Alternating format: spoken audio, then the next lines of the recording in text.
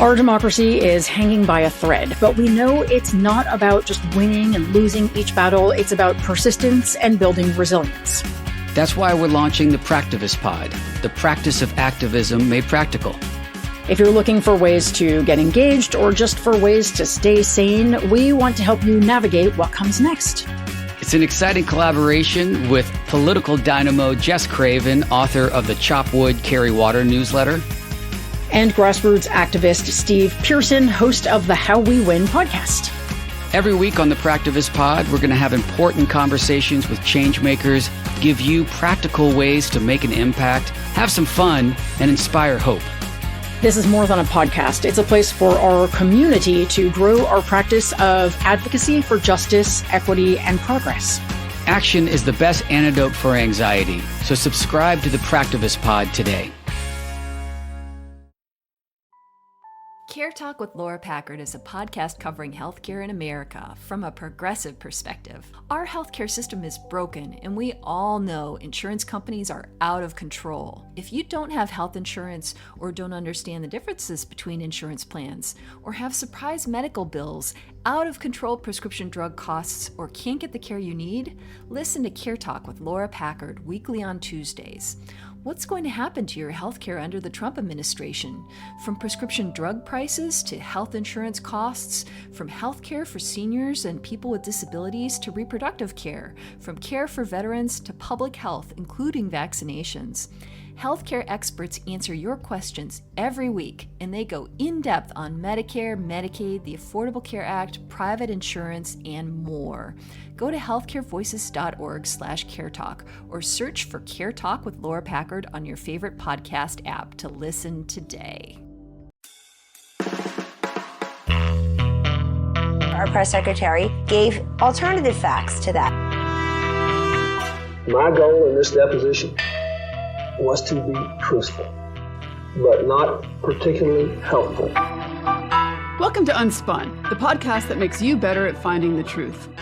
The way people get news is changing. It used to be that there were many reporters who would research stories and write articles, but now politicians and famous people share information directly with you on social media and the internet. That means you find out things fast, but it's up to you to make sure the information's actually accurate. And newsmakers don't always do their part. The temptation to manipulate information is strong. They bend the truth to deceive so that they can avoid accountability, so that they can advance their agendas. When you recognize these agendas, you can sometimes find out what's real. And we're at a crossroads where anyone can share anything online, so it's important to sharpen your critical thinking skills. Finding that deception before it goes viral is pretty much a survival skill now, and we're going to do it together. Let's get unspun. Hello, truth seekers. If you happened to turn on the news recently, you might have seen something that didn't look like politics, and it didn't quite look like church either. Have a listen.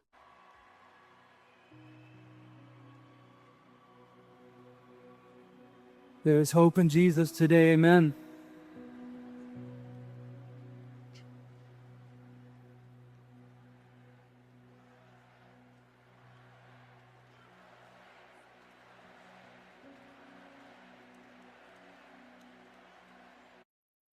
It was the public memorial for Charlie Kirk in Glendale, Arizona.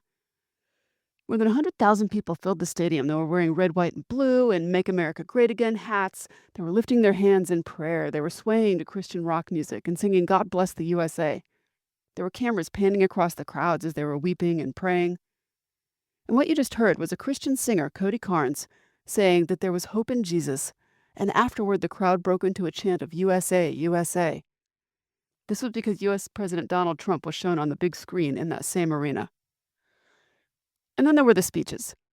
Trump was flanked by flags and fireworks, and he stepped out to Lee Greenwood's live performance, the same song that opened his first campaign rallies a decade ago. Here's something the president said.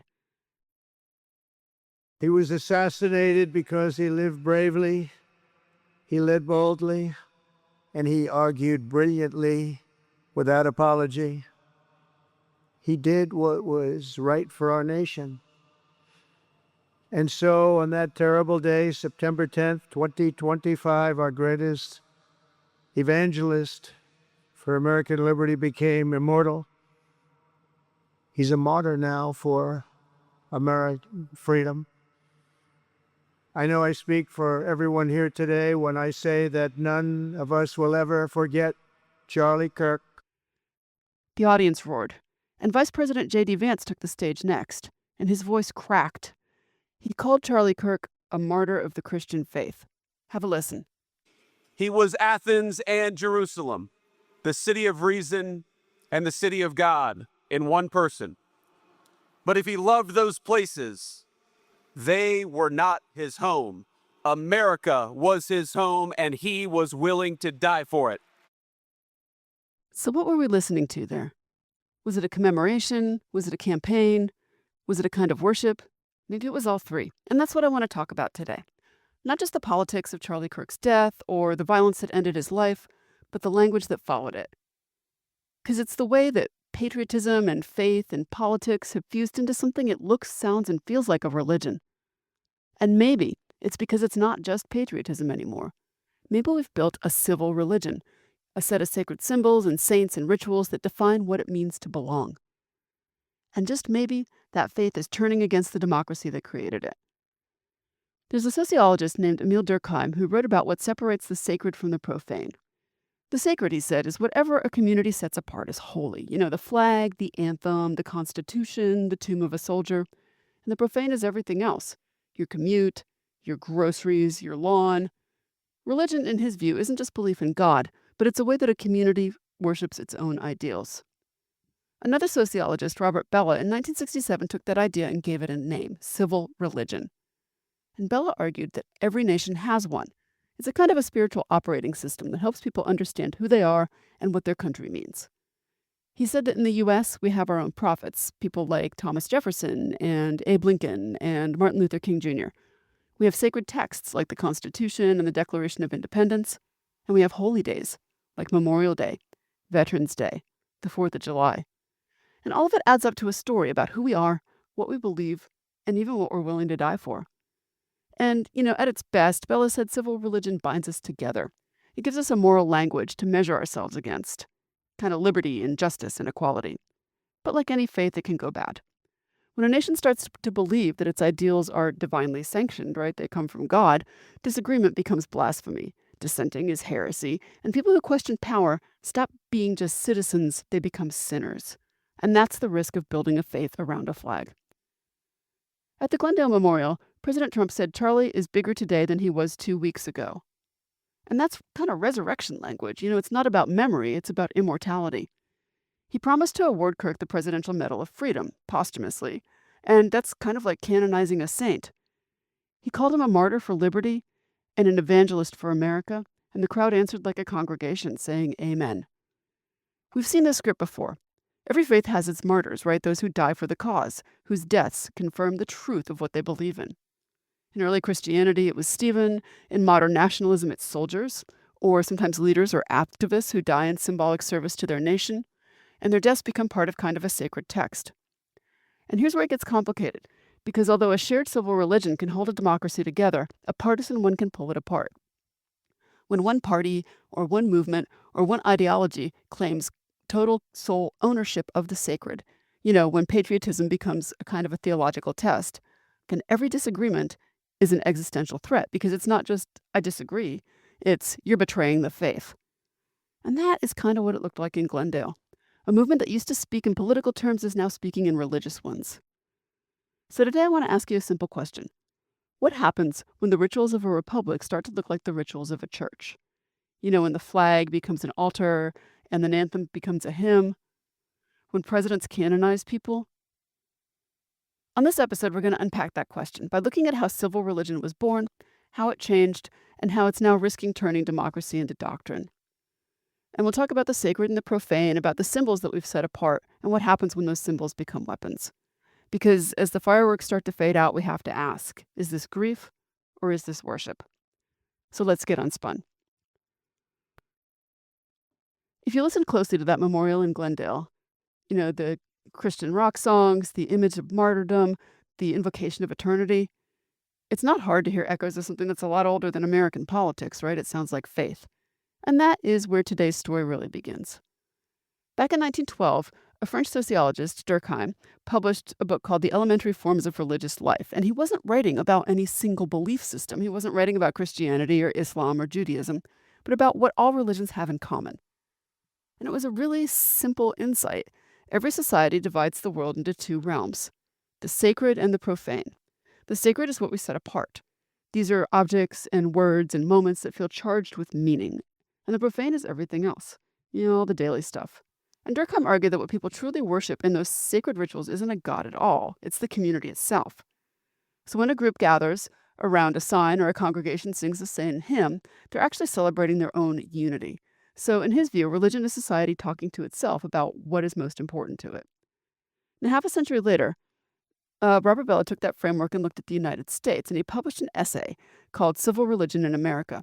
And he noticed something striking, that even in our supposedly secular republic, right, with our separation of church and state, Americans have developed their own sacred system. It wasn't organized around a church, but around the nation. So think about it. We have sacred texts, right? We quote from the Declaration of Independence. We quote from the Constitution, just like we quote from Scripture. We have sacred places, Arlington National Cemetery, the fields of Gettysburg. We set these apart as national parks, never to be touched and carefully maintained by our society. We have sacred rituals. We say the Pledge of Allegiance at the start of a school day. Some churches say the Pledge of Allegiance in church. We have Memorial Day parades, and we have sacred symbols, the flag above all. And burning it or not respecting it is treated not as vandalism, but as sacrilege. We even have laws that discuss what you can do with it. So for Bellah, this American civil religion wasn't necessarily a bad thing because it could unite a diverse group of people around some shared ideals like liberty and equality and sacrifice. And at its best, civil religion offered a moral compass, right? A way of saying, this is who we aspire to be. And you can hear that tone in the words that are carved into the marble at the Lincoln Memorial, with malice toward none, with charity for all. It's the same impulse that makes people cry when they hear the national anthem or stand respectfully at a veteran's funeral. Because those are moments when political stuff becomes sort of transcendent. But Bellah also warned us in danger, because when the civil faith loses its openness, when the sacred story gets owned by one faction, it stops being civil, and instead it becomes a theology of the state, which is a nationalism that sanctifies the power itself. If you want to see how civil religion works in practice, you can look at the way that media stage these national rituals. Every 4 years, cameras follow a new president taking the oath. And the coverage is kind of liturgical. We have swelling music, wide shots of flags, solemn stories we tell each other about continuity and destiny, and commentators murmur about the peaceful transfer of power. The visual grammar, it's pure ceremony. And the same's true when tragedy strikes.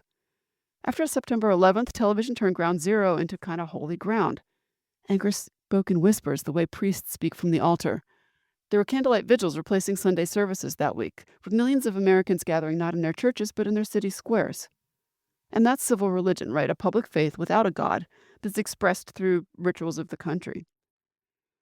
The line between sacred and profane has always been kind of porous. So, selling a flag-printed swimsuit might feel kitschy, but also kind of harmless. Kneeling during the anthem, on the other hand, it ignites a big fury because it crosses that invisible boundary. It's in the meaning that we've assigned to it. And the meaning is what keeps that community together. For most of U.S. history, civil religion functioned as a glue. It was imperfect, it was sometimes exclusionary, but it was still a way of talking about shared ideals.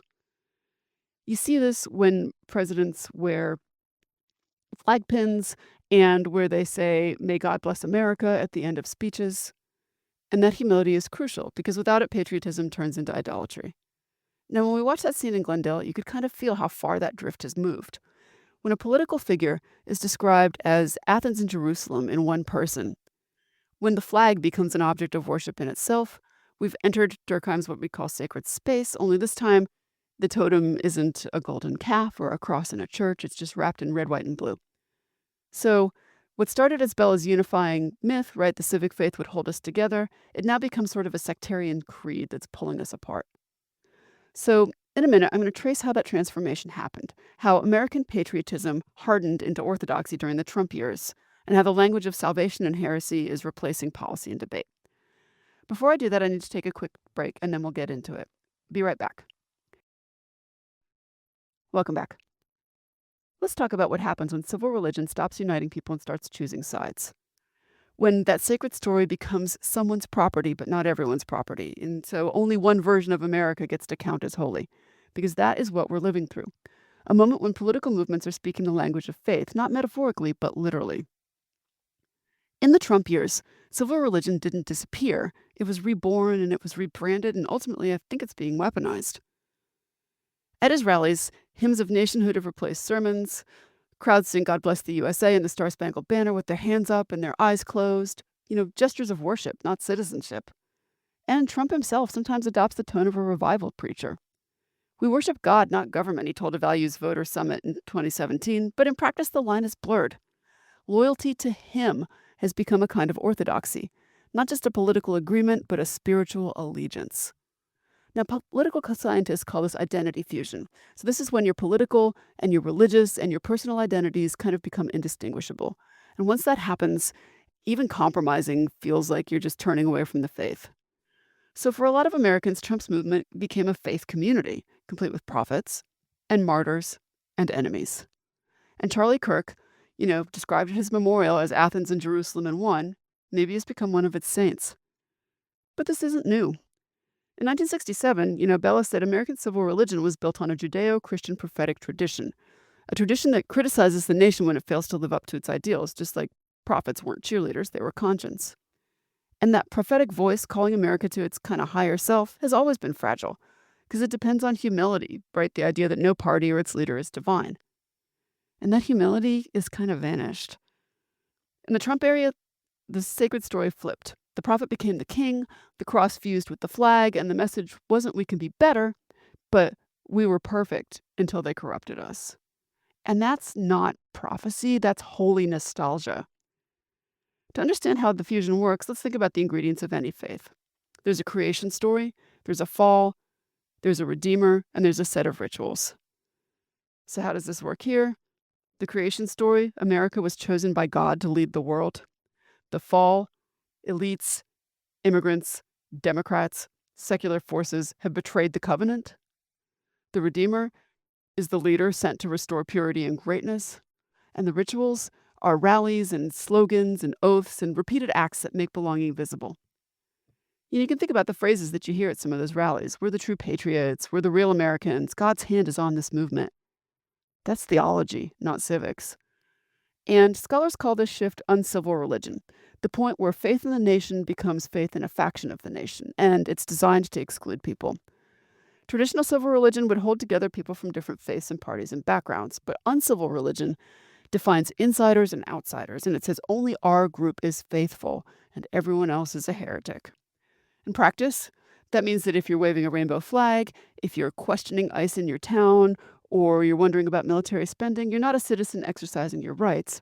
You're a heretic, and you're defining the sacred. And that's why political fights now sound like moral crusades. It's not that Americans disagree more about policy. It's that they've turned their disagreements into moral arguments. Every election feels like Armageddon, right? Every opponent is an infidel.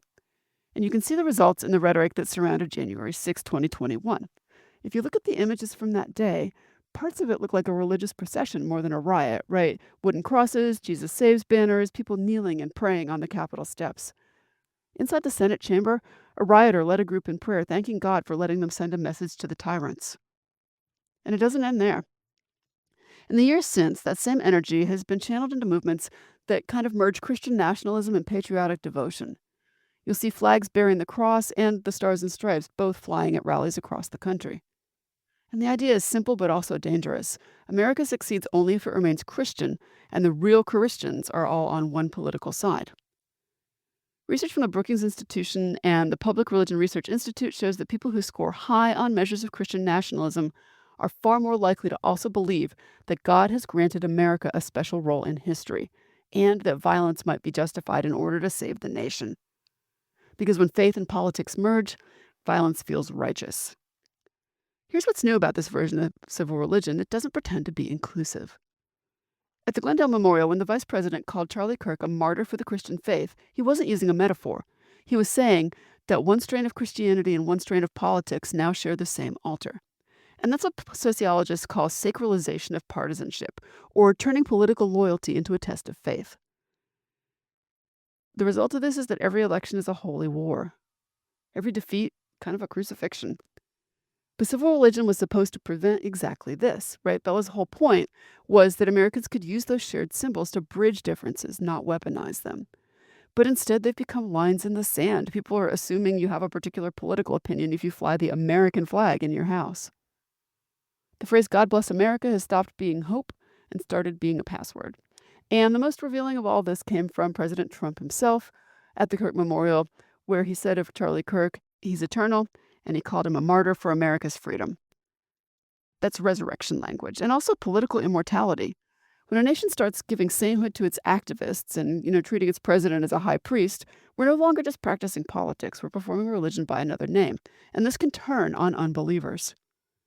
So let's talk about what civil religion does when it stops uniting people and starts choosing sides.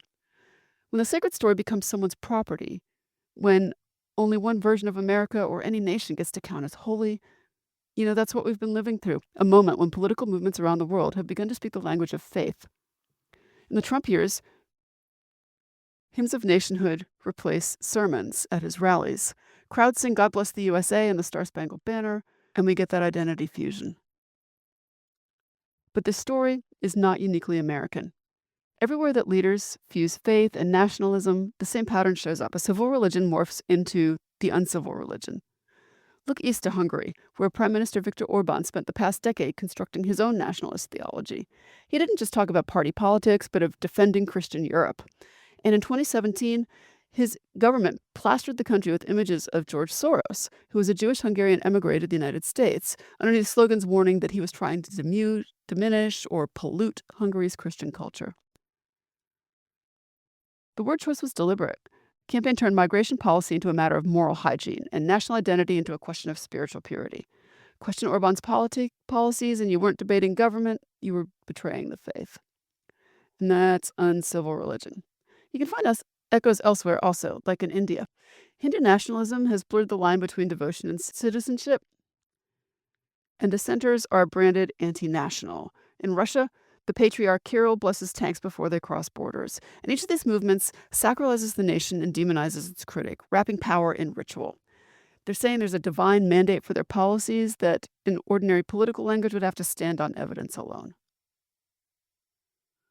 Back home, the same logic has spread through America's new civil religion, and the consequences are everywhere. The people who stormed the Capitol, carrying crosses and banners that said "Jesus saves," in their minds they weren't rioters, they were crusaders. It makes every political loss feel like the death of God. When you have that sacralization of partisanship, that moment when loyalty to a party or leader becomes indistinguishable from loyalty to God, failing that loyalty test can have consequences. Here's President Trump. And your San Francisco quarterback, I'm sure nobody ever heard of him.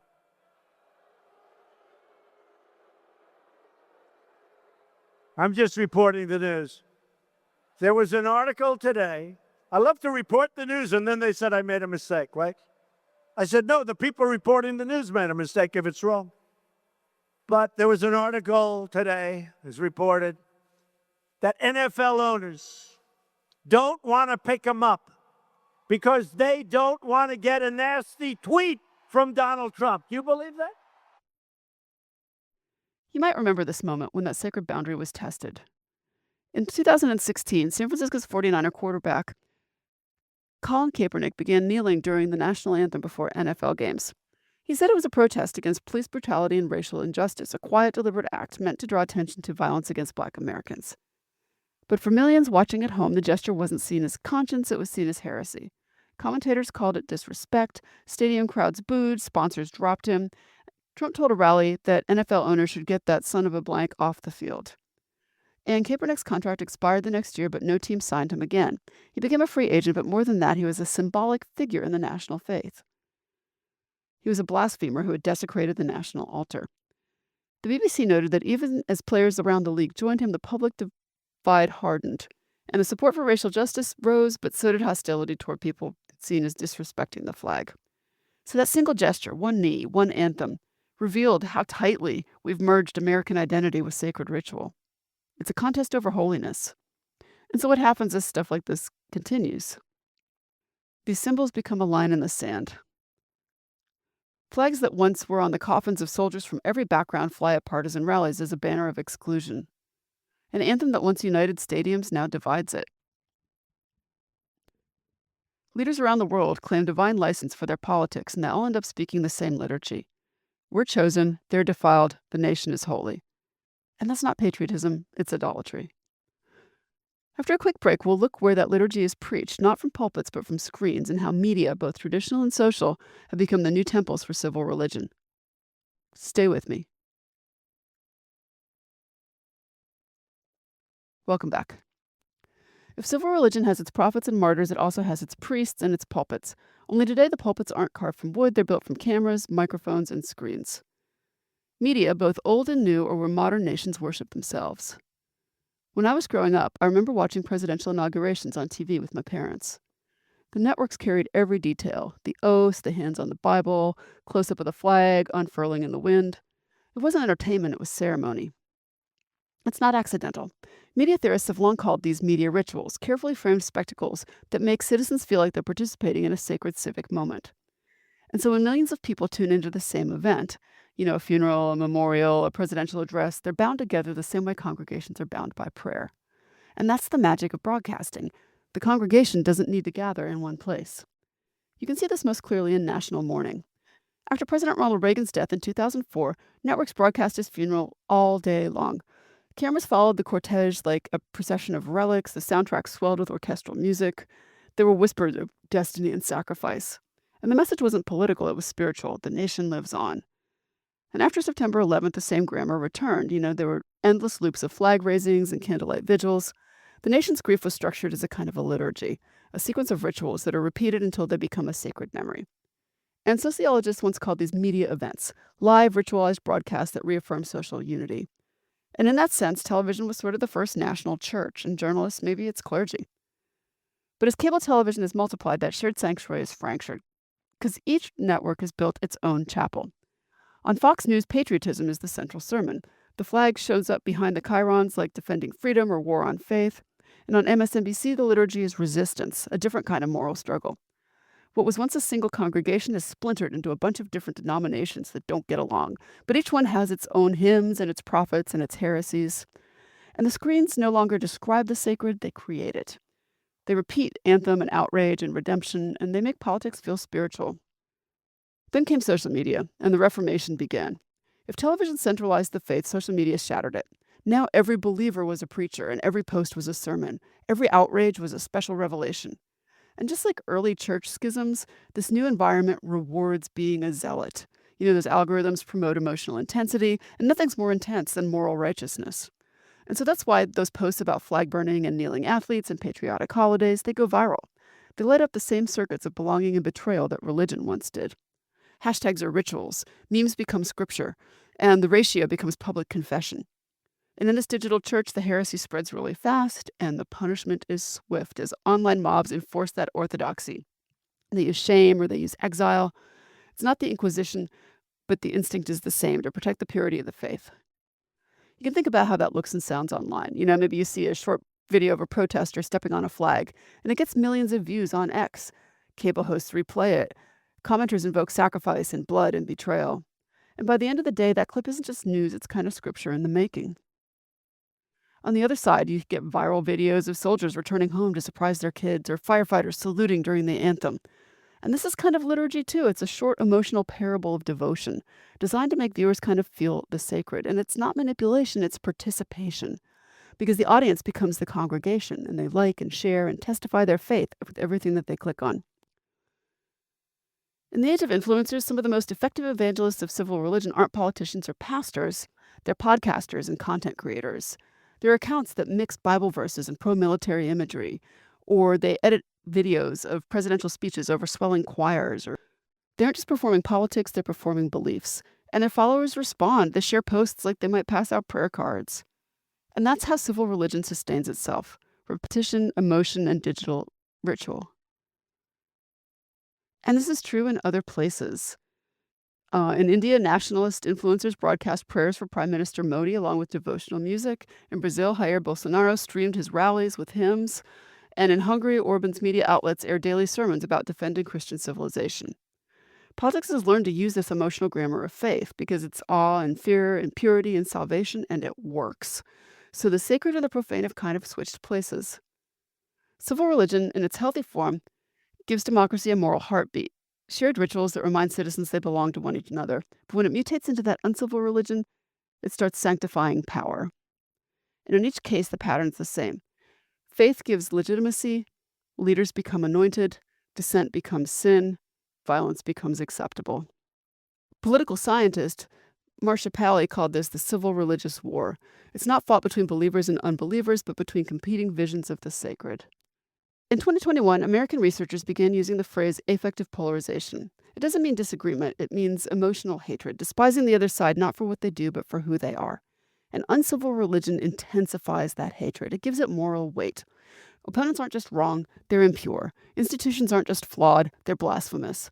And a constitution that was written for negotiation and debate becomes a battleground for redemption and revenge. I need to take a quick break, but when I come back, we'll talk about what you can do in these situations. I'll be right back. So how do you talk to true believers? You know, it's really tempting to meet conviction with correction, to send that fact check, to drop the link, to quote the law. But if you've ever tried that, you probably know how it goes. It just doesn't land. The conversation hardens because you're not debating ideas anymore, you're challenging identity. People who see the nation as sacred don't just believe differently, they belong differently because they've tied their sense of safety and virtue and meaning to that belief. So when you criticize it, you're not just criticizing politics, you're kind of touching the altar. I've had these kind of conversations, and maybe you have too. And you have to remember that you both want the same thing, a country worth believing in, but maybe you're standing in different temples. So if you want an actual chance at connection, you have to shift the frame. You don't start by arguing about a sacred symbol. You start by asking what it means to them. Tell me what the flag means to you. And then listen. Real listening, the kind with silence. It doesn't mean agreeing. It means recognizing the emotional landscape that belief protects. Because most people who cling to national holiness aren't power hungry, they're scared. And they've been told that the country is under attack from outsiders, from decay, from elites. And the rituals of civil religion give that fear a purpose because it turns their anxiety into mission. So if you want to open space for conversation, you can't just dismantle the mission, you have to offer belonging. That's hard. Especially online, where outrage is easier than empathy. But the most radical act of media literacy in this environment might be patience. You know, when a meme tries to enrage you, don't share it. When a post tries to divide you, don't answer it with contempt. When someone prays for a nation you see as flawed, you can still say, I hope it gets better. And that's not weakness, that's just setting a boundary. The rule is simple. No debating facts until you've shared feelings. And the result isn't agreement, it's context. People begin to hear what patriotism sounds like in someone else's register. And when you trade in empathy, you can still disagree, but you stop treating the other person like a heretic. Something worth remembering. Every religion at its best includes doubt, because it's what keeps faith human. So if you're the one who doesn't see the country as holy, you have a role to play too. You can model doubt as humility. You can say, I don't have all the answers, but I do care about what happens to us. And that's a quieter kind of faith, not in destiny, but in repair. Have a great week, truth seekers, and stay sharp. Thanks for getting UnSpun with me this week. UnSpun is a production of me, Amanda Sturgill, and is a proud member of the MSW Media family of podcasts. Send me your thoughts and ideas about trickery in the news on Gmail at theunspunpodcast@gmail.com. I even write back. And find this episode's show notes and more information at theunspunpodcast.substack.com. Want to learn more and get smarter? Check out my book, Detecting Deception, Tools to Fight Fake News, which is available on Amazon or your favorite online bookseller. And until next time, stay sharp, everyone.